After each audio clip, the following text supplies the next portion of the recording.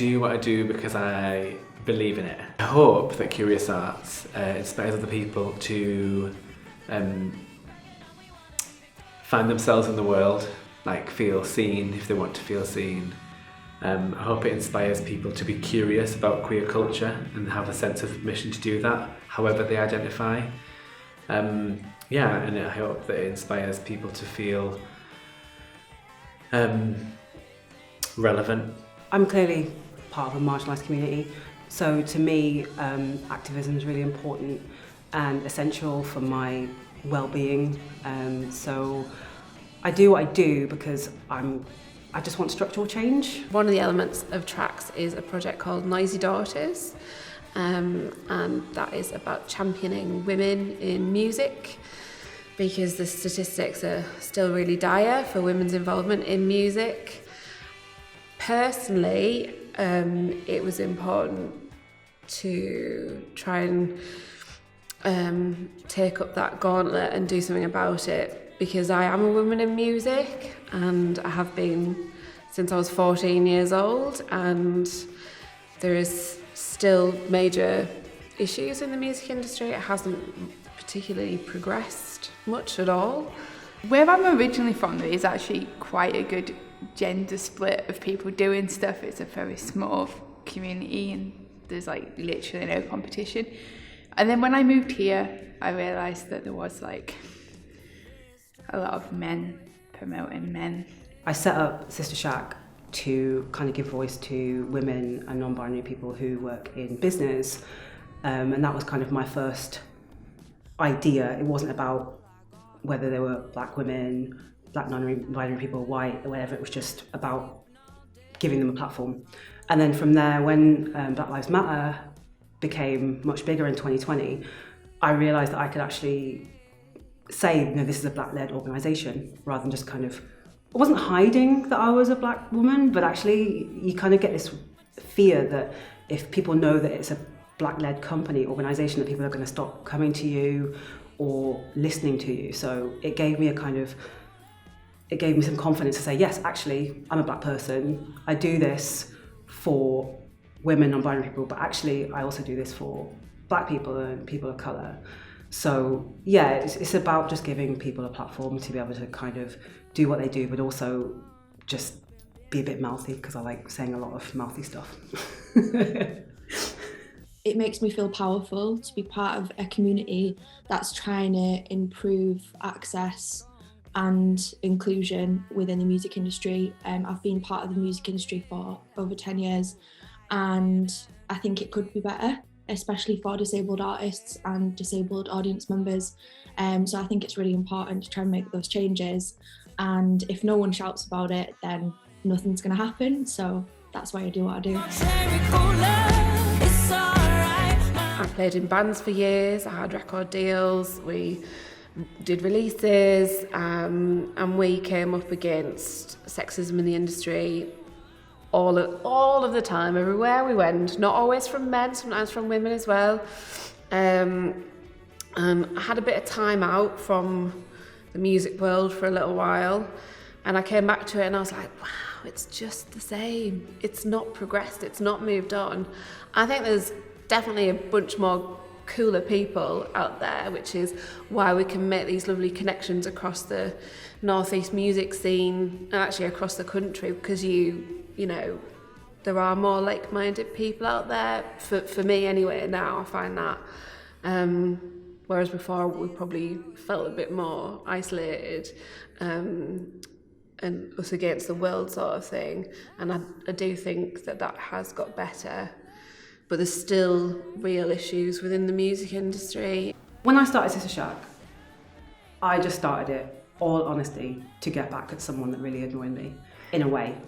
A man, I've said this many times in interviews, but someone upset me, said that women don't try hard enough, when that's why they don't get booked. I'm kind of paraphrasing, but that's basically what he said. And I was so angry and so infuriated, because I was thinking, well, you've never hired me to DJ. And actually what he DJs is music from black culture as a white man. And I was like, right, so you've never asked me to play any of that music for you. So how can you tell me that it's my fault that people like you don't hire me, when you know where I am at all times? So I just got really, really annoyed, and I was like, right, do you know what? I'm just going to start my own organisation, and that gives a platform to people entrepreneurs, musicians, DJs. So I just did it, and I just thought, oh well, I'll do a few events, start Sister Shack, got a logo, whatever, and we'll just see how it goes. So I didn't expect to actually make any changes really in the Northeast at all, apart from maybe a bit of a vanity project and a bit of like getting back at someone and just having some nice times. My inspiration was kind of a soul-searching year of turning 30 and like what kind of human do I want to be on the planet, and what am I doing to change this planet or contribute to this world. It's very deep, isn't it, and wide, and probably doesn't make sense, but I thought what's missing and what can I do about that. So I felt like there was a real lack of queer representation in the cultural provision in the Northeast. Some people were doing great work, but there was a lot of tokenistic activity happening that was very tick boxing, and also things were quite disjointed. So I guess what I wanted to see was people like me and my friends and their friends seeing themselves recognised, represented, and supporting through arts and culture a better understanding and visibility of that. And I thought to myself, with the skills and knowledge I've got from the work I've done so far, maybe I can be part of this. So I just piloted something, and it's kind of grown since then. But people are finding a way to use it for themselves, which is really important and powerful, I think. Our mouse promotions came from Moustafull. Moustafull, we just wanted to create a safe space for everybody. From the start, it's grown though. So like, we've introduced gender neutral toilets, and we make sure there's free sanctuary products available at everything we put on. And yeah, just hopefully at one point we'll just keep growing, and it'll just be as inclusive as possible. I would love to think that people view Curious as taking the spaces and opportunities to be as queer and as visible and as exciting as possible and ambitious, and also kind of being giving the queer community agency to hold stakeholders and organisations and decision makers to account about better recognising and celebrating that part of the community.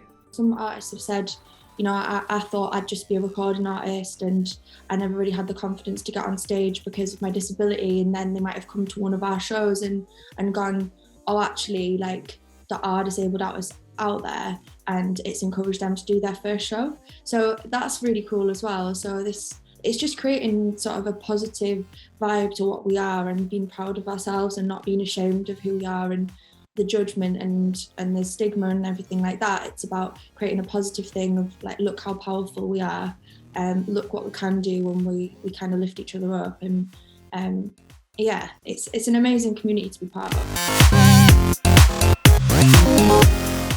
I think just sort of like realising the problem, researching the problem, like, and then just doing stuff. There's a lot of talk, like when I've been involved in stuff, a lot of people are like, oh, I've been thinking about this. It's like, okay, well, you're not doing anything about it. So just getting out there and actually doing it. Calling out venues, saying this is not okay, not speaking on behalf of others, but listening to what the people are saying around you and going, actually, I have a platform where I can speak and people can speak through me, or I can give them a platform to speak. And to me, that is a form of activism. And in Newcastle, unfortunately, we have a very, very male-centric music scene. And that's across the board, really, and probably the whole of the world. But as I'm in Newcastle, I'll talk about Newcastle. And that is something that I think really, really has to be addressed soon. And it's also very white male-led, and it's very sexualizing towards women, towards black women, towards other marginalized communities. And we need to kind of really enact that activism and change now. Being as much as you can be your authentic self in that is what activism is.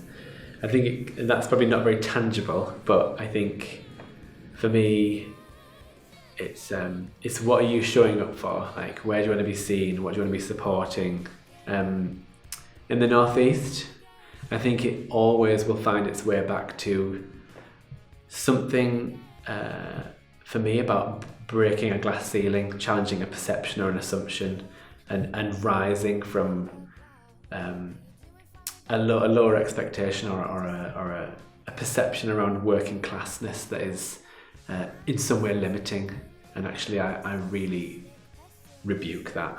It's really important to show up, make noise, take up space and represent whatever community that you're trying to advocate for. I don't think it necessarily has to be that you're standing up and putting on gigs or whatever. I think it's in your attitude. I think it's in how you choose to live your life, the choices that you make from, am I going to go to see that gig? Am I going to go and watch that film? Am I going to challenge that person who I'm sat chattering with in the pub and they said something that I know is really not cool? Am I going to say something about that and try to, point out to them why their opinion is maybe damaging to society or to the issue that matters to me? Find what it is that you're really, really passionate about. And then within that, it might be even more focused, like what part of that are you interested in making a change or seeing a change in? Start small. We don't all have to be like massive heroes doing, incredible things. Like we can all be part of activism, we can all be part of advocacy. That's the start of activism. It's about you being able to accept that you may do things wrong, but what is it that you then do to enact that wrong or change that wrong? My offence still aren't perfect and I'm still learning, but there's some stuff like you don't want to speak for someone. So I have sat for hours and read books and talk to people and make sure that what I'm doing is for everyone, not just my idea of what something should be like. And then just find other like-minded people and organisations. There's always people to work with. I think networking and also showing support by turning up to a bill that is more diverse than the usual, and you bring 5 of your mates with you, that is participating in making a change, that is spreading the word. And the more people that see more diverse lineups on stage, the more that people's impressions of what live music looks like will start to change.